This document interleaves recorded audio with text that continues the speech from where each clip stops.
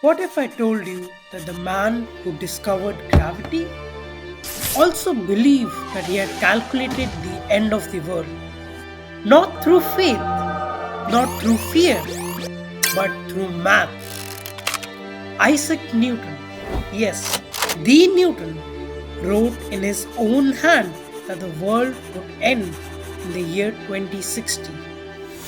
And that single number, 2060, reveals something far deeper about how science and faith were never really enemies, but the two sides of the same human obsession to find order in chaos.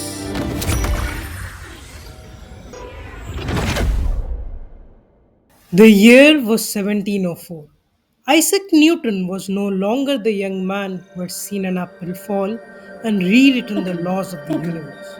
He was 61, revered across Europe, living quietly in London, a knighted scientist and national treasure. But few people knew that beneath his polished image lay a secret obsession. Newton had spent decades pursuing his interest not only in physics but in theology, the study of religion. In particular, he was studying Christianity. In his time, he had studied Bible in every version in multiple languages. His interest in theology dated way back, long before his famous works like the Principia Mathematica.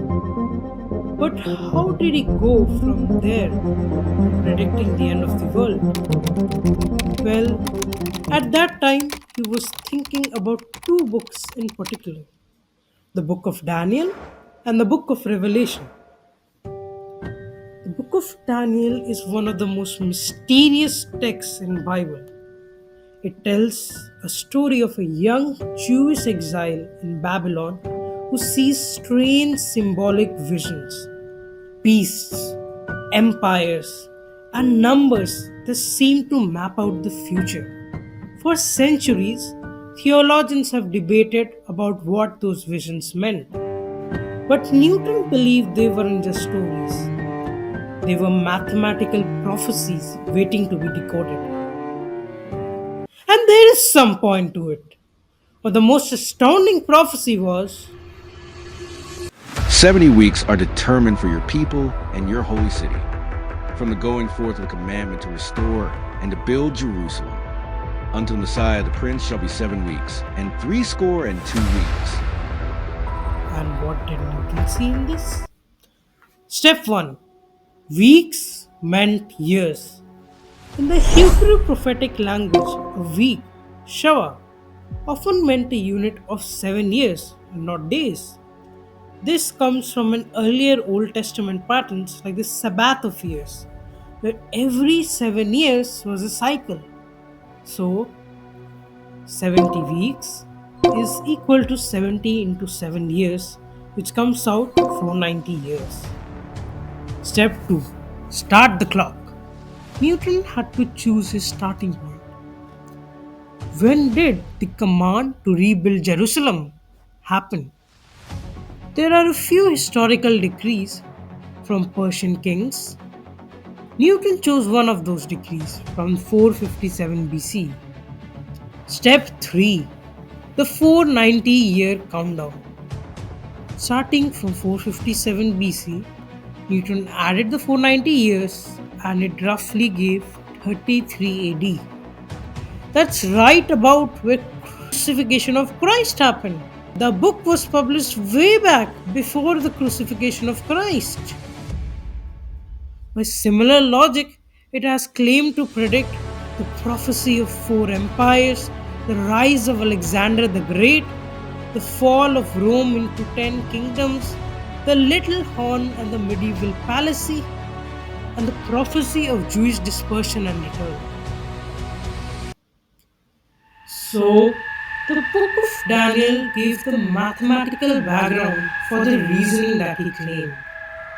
But the actual claim itself lies in the book of Revelation. The book of Revelation is the Bible's final and the most symbolic book, filled with the visions of the ultimate battle between good and evil. It describes the rising chaos, the fall of corrupt powers, the beasts, the four horsemen, and finally the triumph of God. Despite the dramatic imagery, the message is one of hope that evil will end, justice will win, and a new, perfect world will be created. So then times and half a time are 42 months or 1260 days or 3 years and a half, reckoning 12 months to a year and 30 days to a month, as was done in the calendar of the primitive year. And the days of short-lived beasts being put for the years of lived kingdoms, the period of 1260 days, if dated from the complete conquest of the three kings in 800s, will end in 2060. Now let's try again. Step 1, identifying the prophetic duration 1260 years. By the same logic as 1 week meant 7 years, one prophetic day is equal to one actual year. So 1260 days will give 1260 years. Step 2, identify the starting point of the 1260 years. Newton believed that the 1260-year period represented the rise of corruption in the religious authority. He wrote the countdown begins when the Pope gained supreme power and became a horn of the fourth beast. And the exact historical event was the coronation of the Charlemagne in AD 800. In 25 December 800, Charlemagne was crowned the Holy Roman Emperor, forming a powerful alliance between the Pope and the imperial authority. Newton saw this as the exact moment where Pope gained political power mentioned in the prophecy. So to Newton, that was the starting point. 800 AD. Step 3.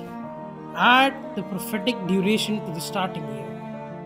Simple arithmetic, 800 AD plus 1260 will give us 2060 AD. And that is the entire basis of Newton's calculation. Final result, Newton's earliest date for the current order can end at 2060.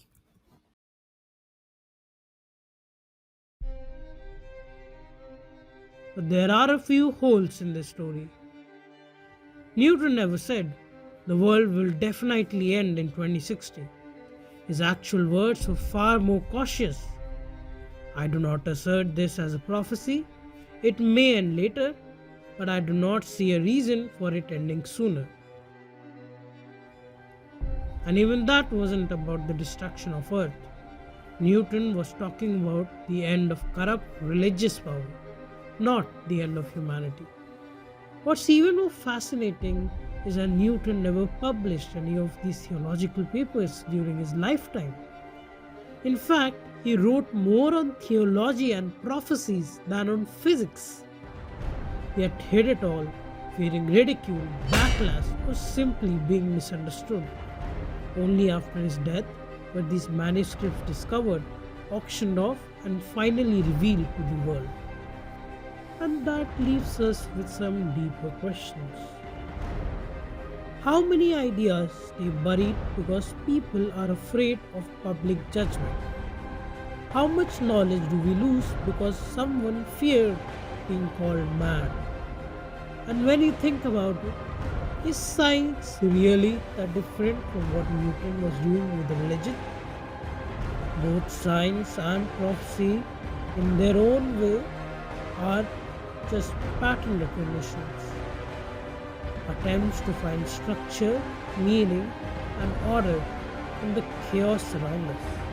Instead of sacred texts, we analyze nature. Instead of symbols, we study equations. But the goal is the same: to understand the universe and our place in it, to find order in this seemingly vast and